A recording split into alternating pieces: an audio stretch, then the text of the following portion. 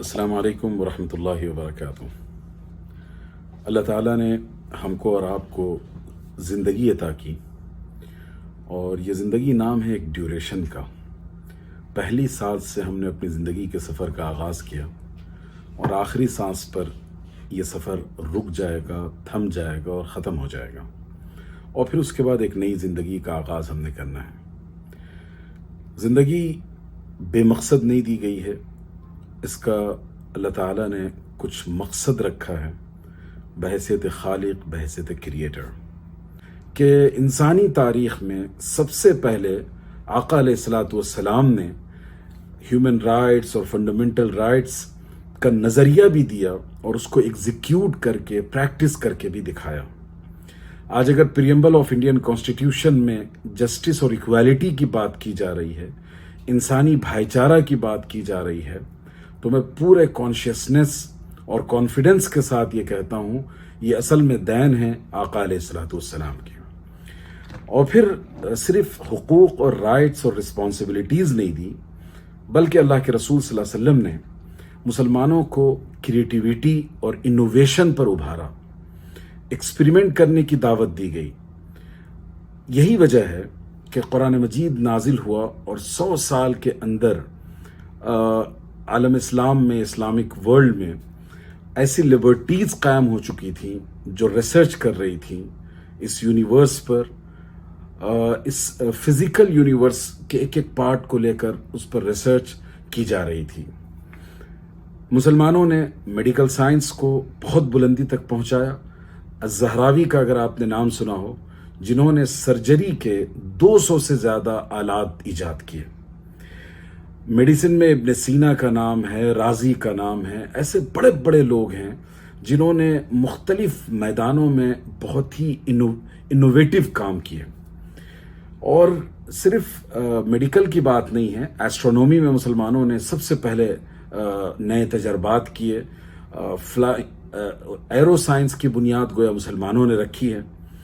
تو اس طریقے سے مختلف میدانوں میں مسلمانوں کا جو انوویشن رہا ہے یا کنٹریبیوشن رہا ہے، وہ ہماری بہت ہی گولڈن تاریخ ہے۔ لیکن افسوس یہ ہے کہ ہمارے نوجوان اپنے ماضی سے، اپنے پرکھوں کے کارناموں سے، اپنے آباء و اجداد کے کنٹریبیوشن سے ناواقف ہیں۔ ہمیں چاہیے کہ ہم اپنی تاریخ کو پڑھیں اور گرو کے ساتھ بتائیں دنیا کو کہ ہم نے دنیا کو کیا کیا دیا۔ اور یہ جو موٹیویشن اور انسپریشن ہمیں ملا ہے، وہ اصل میں قرآن مجید اور آقا علیہ الصلوۃ والسلام کی سنت و سیرت سے۔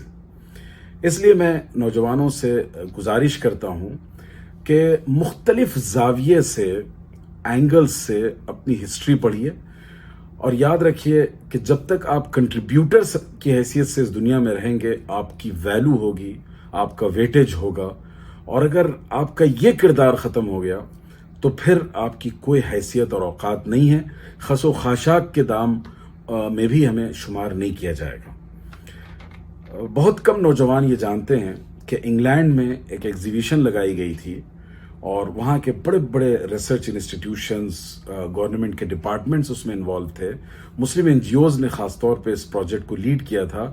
وہ تھا 1001 انوویشنز، یعنی انسانی تاریخ میں 1001 ایسے انوویشنز ہیں جس کا 100% کریڈٹ صرف مسلم سائنٹسٹ، مسلم اسکالرز اور ریسرچرز کو جاتا ہے۔ تو اس کے بعد یہ سلسلہ رک گیا۔ ہمیں اس کو دوبارہ ریکال کرنا ہے، اور دوبارہ ہمیں ریسیٹ کرنا ہے۔ نو آور ہسٹری، اپنی تاریخ کو جانیے، اپنے ماضی کو پہچانیے۔ یہ ایک ایسا میسج ہے جسے مسلم سماج کے گھر گھر اور فرد فرد تک پہنچنا چاہیے۔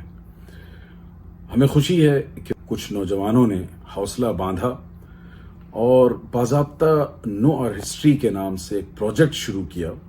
اس میں جو ہندوستان کے حوالے سے مسلمانوں کا کنٹریبیوشن ہے، اس پر بھی پروگرام کیے گئے، اور اس کے ساتھ ساتھ انٹرنیشنل لیول پر، یونیورسل لیول پر جو مسلمانوں کا کنٹریبیوشن رہا ہے سائنس اور مختلف میدانوں میں، اس پر بھی بڑے اچھے پروگرامز اور پروجیکٹس بنائے گئے۔ میں نے خود ایک پروگرام کا مشاہدہ کیا، اور بہت مجھے یونیک اور منفرد یہ پروگرام لگا۔